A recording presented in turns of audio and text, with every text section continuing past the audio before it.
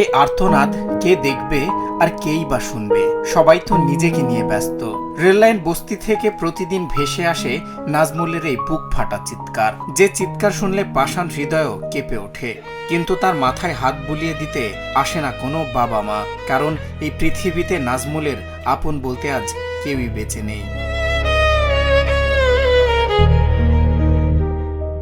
মাত্র 4 মাস বয়সে মাকে হারানো নাজমুলের বাবাও চলে গেছেন সড়ক দুর্ঘটনায়। এতিম ছেলেটির আশ্রয় হয়েছিল বৃদ্ধা নানি আর খালার কাছে। কিন্তু 18 বছর বয়সে এসে নাজমুলের জীবনে নেমে এসেছে চরম অন্ধকার। এক ভয়ঙ্কর বিরল চর্মরোগ এখন তার জীবনের সবচেয়ে বড় শত্রু। আমার বাবা আমার ছোটবেলা মারা গেছে, আমার 5 মাস বয়সে আমার মা মারা গেছে, আমার 1 বছর বয়সে আমার বাবা মারা গেছে। আমার দেওয়ার মতন কেউ নাই যে আমার এই চিকিৎসা করা উন্নত মানের।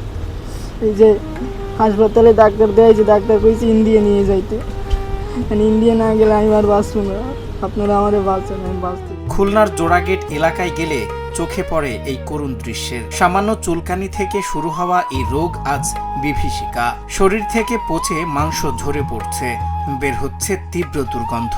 ক্ষতের চারপাশে মাছি ভনভন করছে, যার যন্ত্রণায় ছটফট করতে করতে কখনো উঠানে কখনো ভাঙা ঘরের মেঝেতে লুটিয়ে পড়েছে নাজমুল।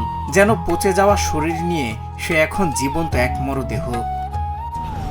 আপনারা আমার বাঁচান, আমি বাঁচতে চাই। আমার সারাদিন প্রায় যেরকম গাছ চুলকার, আমি বাইরে বাড়িতে হইলে মাছ ইতি প্যান প্যান করে, মানুষ আমার হিংসে করে, কারো কাছে যাইতে পারি না, মানুষ আমার দাঁড়াই দেয়। আমার গা পড়ছে যাইতেছে গন্ধে, কারো দ্বারা যাইতে পারি না। আপনারা বাঁচান, আমি বাঁচতে চাই। আপনারা না বাঁচাইলে, আপনারা যদি 10 দ্বারা আমার পাশে, আমি দেখতে পারবো না। আপনারা বাঁচান। 70 বছর বয়সী নানি নিজের অসুস্থ শরীর নিয়েও দিনরাত সেবা করছেন নাতির। মানুষের দ্বারে দ্বারে হাত পেতে এতদিন নাজমুলের চিকিৎসা চালিয়েছেন তার অসহায় খালা। কিন্তু এখন চিকিৎসকরা সাফ জানিয়ে দিয়েছেন উন্নত চিকিৎসা ছাড়া তাকে বাঁচানো অসম্ভব। দিন দিন পচন বাড়ছে, তবুও মরতে চায় না এতিম নাজমুল। সে শুধু বাঁচতে চায় আর কিছুদিন থাকতে চায় পৃথিবীর বুকে। নাতি মা নাই, বাপ নাই। ছোটবেলাতে 4 মাস থেকে ওর মা মারা গেছে।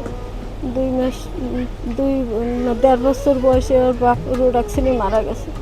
এদের আমি পালি। আমি গরিব মানুষ, আমার তেমন টাকা পয়সা নাই। আমি মানুষের দ্বারা হাত বাড়িয়ে চাঁদা কালেকশন করে এই টাকা নিয়েছি। না, আমার আর কোনো পথ নেই। আমি কীভাবে নাতি বাঁচাবো? আমি তো সহ্য করতে পারি না। রাত দিন এরকম কাঁদতে কাটায়, ঘুমাইতে পারি না, আমারও ঘুমাইতে দেয় না। আমি এই তালাফি করতে করতে নিজের জীবনটা শেষ। আমার স্বামী এরকম ইনকাম এখন করতে পারে না। আমি এই পরিস্থিতি আছি। আল্লাহ উপর, আল্লাহ নিচে আপনারা ধরবেন। আমার নাতিটার দিকে একটু তাকান, এতিমের দিকে একটু তাকান। এই ছেলের আমি চিকিৎসা করাই, 10 বছর চাকরি করি।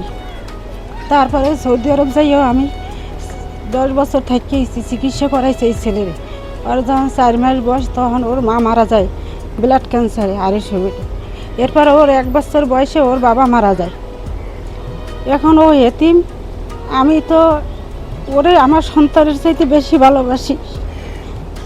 আমার 1 ছেলে 1 মেয়ে, কিন্তু আমি ওরে ফালাইতে পারি না। ও মা মরে যাওয়ার সময় আমার হাতে দিয়ে গেছে।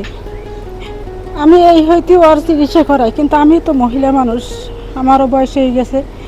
এখন আর আমি ওর চিকিৎসা করাইতে পারি না। তারপরে এই মানুষের কাছে আমি হাত পাততে ওরে ঢাকা নিয়ে চিকিৎসা করাই, বলছে ওর ব্লাড পরীক্ষা করাইতে। অনেক পরীক্ষা দিয়েছে, এগুলো করানোর পরে ওর স্কিন পরীক্ষা করানোর পরে ধরা পড়ছে ওর স্কিন ক্যান্সার। বাংলাদেশে ওর চিকিৎসা নেই, ওরা নিয়ে যাইতে বলে ইন্ডিয়া।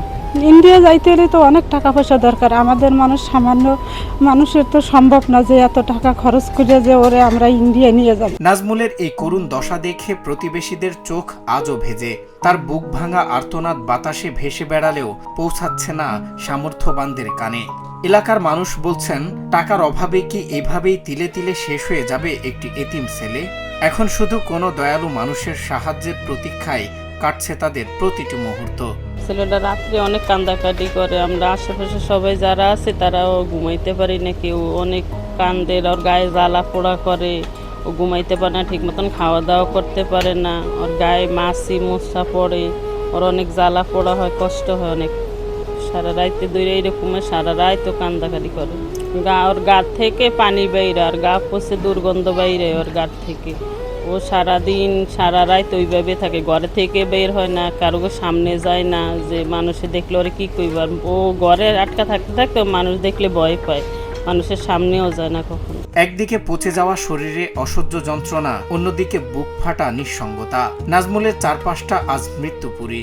আমাদের একটুখানি সহানুভূতি কি পারে না একটি এতিম প্রাণকে নতুন জীবন দিতে? আজকের এই সভ্য সমাজে নাজমুলের আর্তনাদ কি শুধুই অরণ্যে রোদন হয়ে থাকবে, নাকি ফিরে পাবে নতুন জীবন?